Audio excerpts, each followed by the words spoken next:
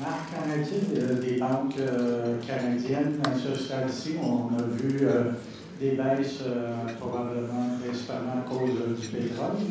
Quelle est ton opinion sur cet effet? Merci de la question. Vous m'aviez posé la même question l'an passé, je le sais, parce que j'ai écouté ma conférence de l'an passé. On parlait des banques canadiennes contre les banques américaines. Effectivement, en fait, le marché canadien a été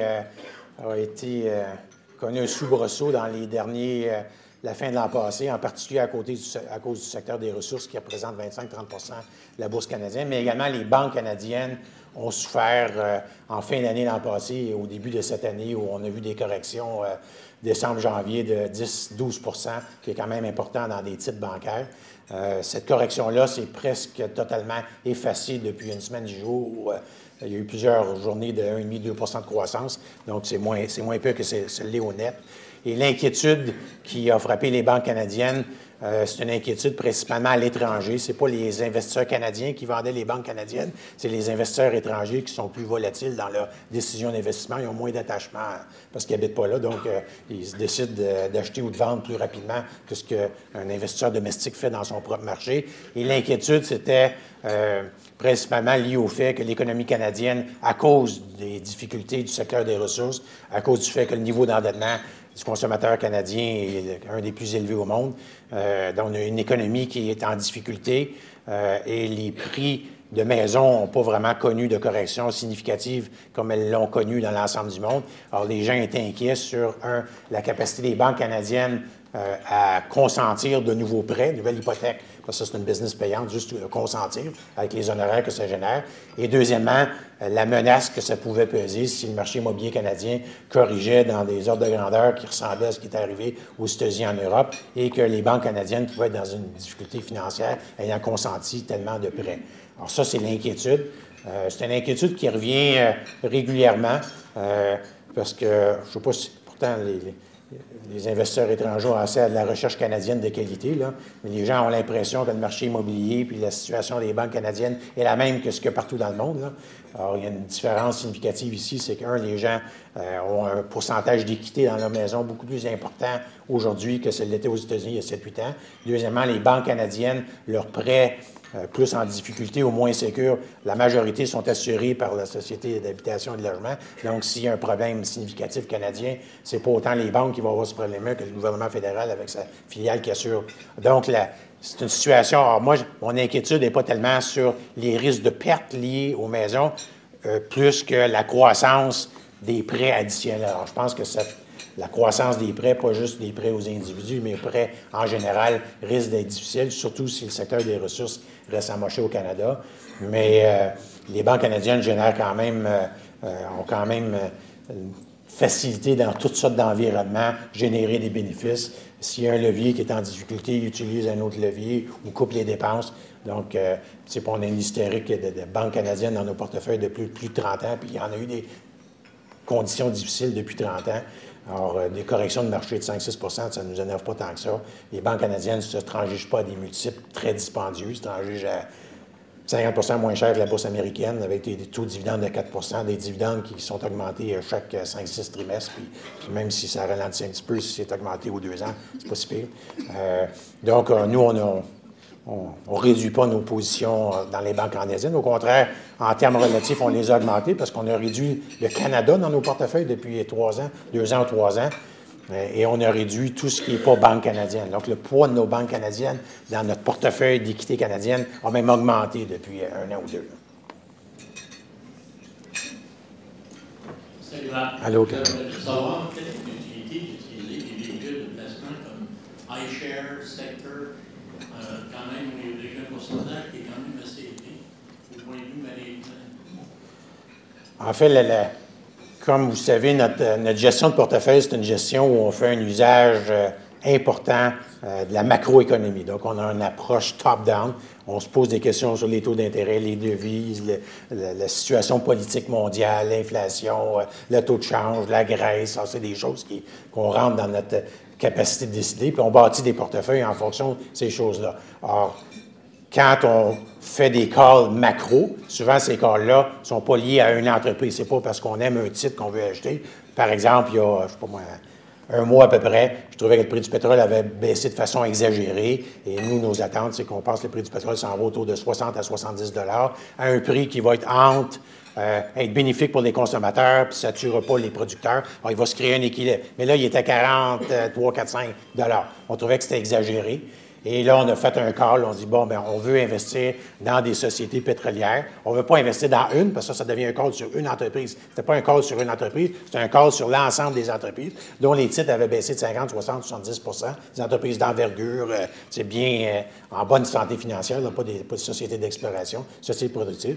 Et donc, c'est un call de secteur qu'on a fait. Alors, on aurait pu dire, bien, moi, je ne veux pas lier mon call d'investissement à un titre en particulier, parce que ça se peut que j'ai raison sur mon call macro, mais je n'ai pas pris de bon titre, parce que les autres, ils ne se rendront pas, ils vont faire faillite ou sont mal gérés, etc.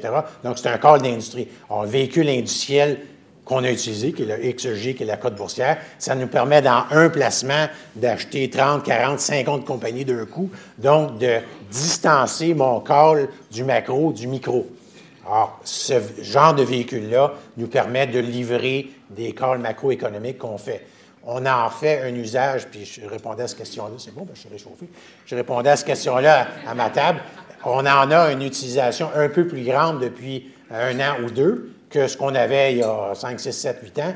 Puis la raison principale de ça, c'est que le poids du Canada dans nos portefeuilles a baissé de façon matérielle depuis 2 ans ou 3 ans.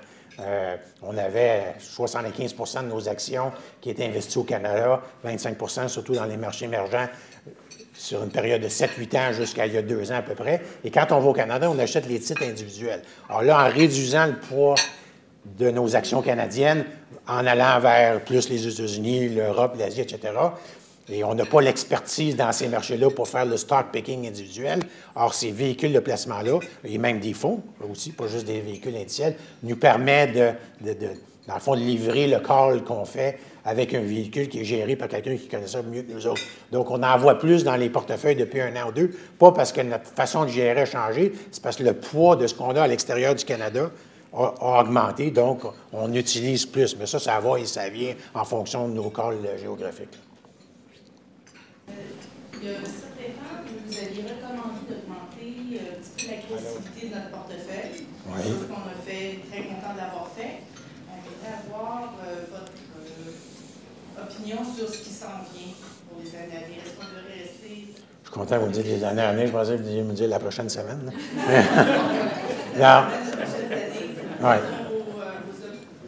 En fait, c'est une décision qu'on a prise en tant qu'équipe il y a 1 an et demi à peu près, d'encourager les investisseurs à réfléchir à la stratégie de gestion de portefeuille.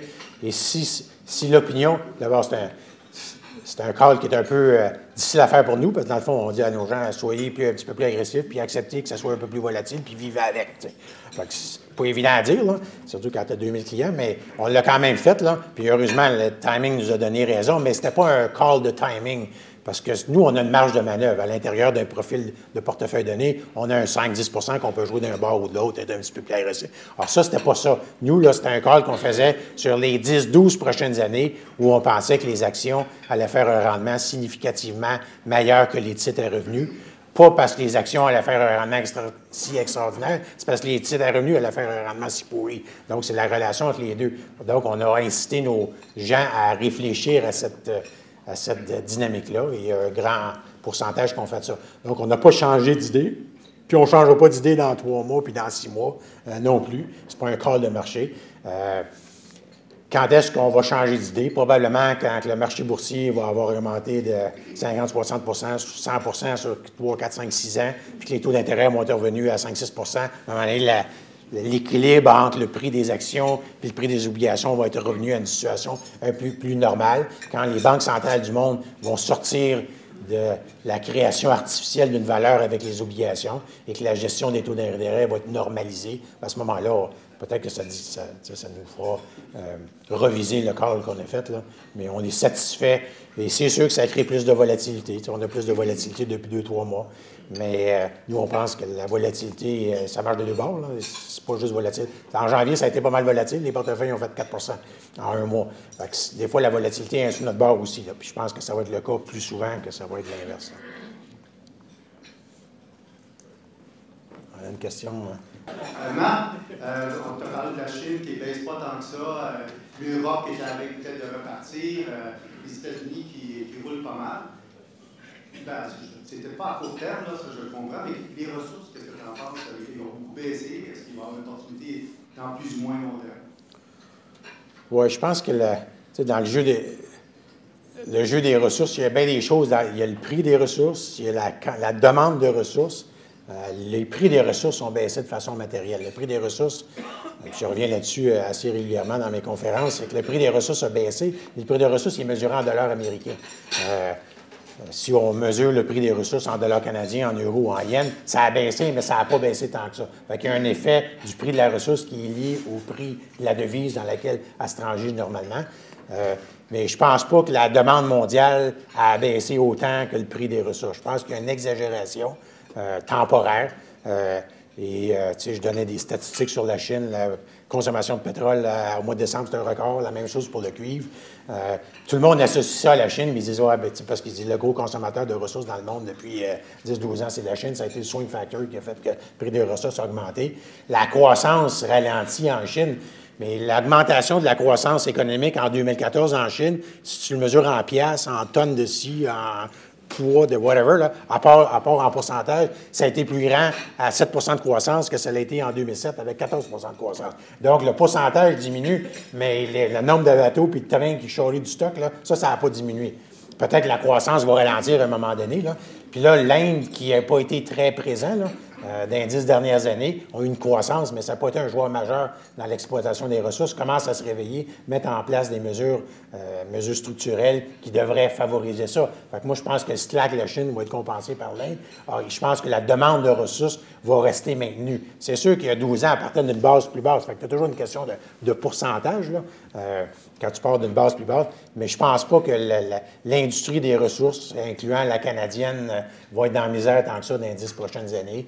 Et je pense que la demande de différentes ressources énergétiques et autres métaux de base va être soutenue plus que ce que le marché pense. J'ai une sous-question. On a investi dans le passé, tel Comico, par exemple, Potash, ces choses-là, on a abandonné, je pense. Est-ce que ça a rempli le potentiel? On n'a pas abandonné Tech.